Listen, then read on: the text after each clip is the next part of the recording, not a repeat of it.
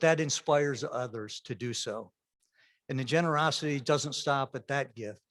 But I can remember the excitement of our women's tennis team when they were told that they had an extra year of eligibility through yours and Wanda's generosity to give them a 5th year to compete because COVID shut it all down. But many people don't know that you give gifts annually to almost every program we have each year. You have supported them financially. You have attended all of their events. You have led this department through servant leadership and an example that is second to none. I congratulate you on a great career. I'm really disappointed that it won't be longer. And I want to now allow you to speak and talk about your career and all you have done for Carolina. Thank you very much, Coach. This morning, when I talked to the team, it was really difficult.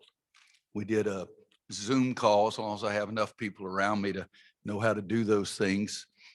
And that was really, really difficult. And when I came in and I saw the former players in the lounge, that was really difficult. And then when I realized that I was going to walk through that tunnel for the last time as a coach, that was really difficult. So we need to have some humor because I'm going to need it. And so the chancellor, I worry about you, Chancellor, because intellectually you and I are about the same spot, and that worries the hell out of me. Because now I was going to say is now a good time to say April's Fool and say gotcha and get the crap out of here. But the chancellor got it first. These are different times and unusual ways to say things.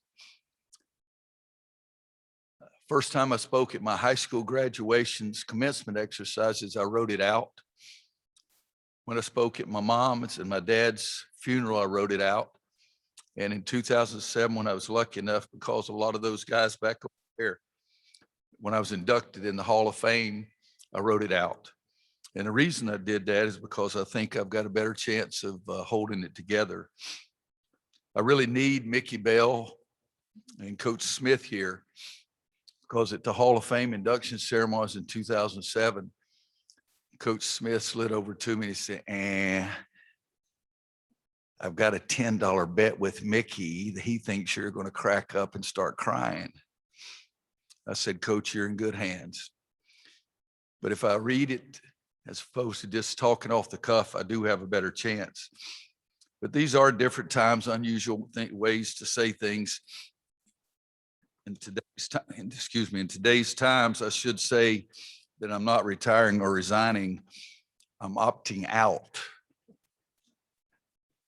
That's the most ridiculous phrase I've ever heard in my life. Why the hell don't you just say I quit? So I'm old school and I can't use those words, but I will tell you that I'm retiring and resigning as a men's basketball coach at North Carolina. It's been a thrill. It has been unbelievable. I've loved it. It's coaching, and that's all I've ever wanted to do since the summer after my 9th grade year in high school. No one has ever enjoyed coaching like I have for 48 years.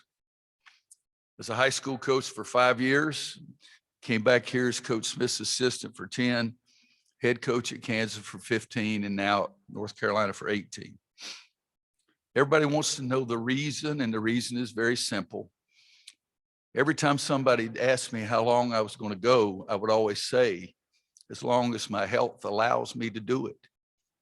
But deep down inside, I knew that the only thing that would speed that up, if I did not feel that I was any longer the right man for the job. I'm not going to say the best man, because I never thought I was the best at anything.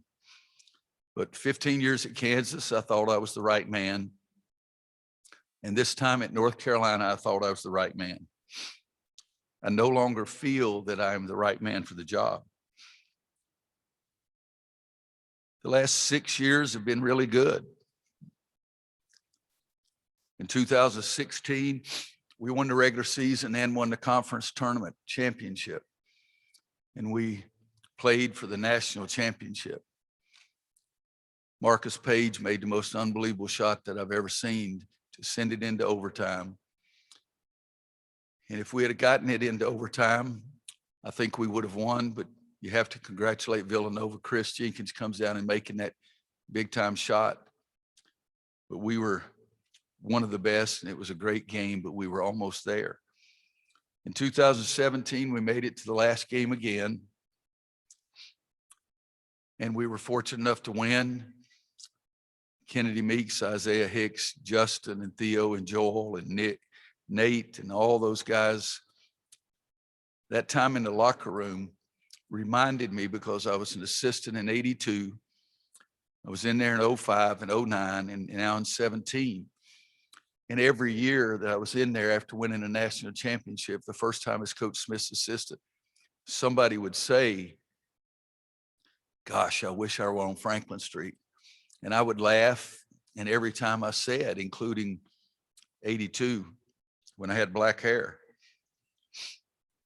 that Franklin Street may be pretty good, but nothing's better in this locker room. And that's the way I felt in 17.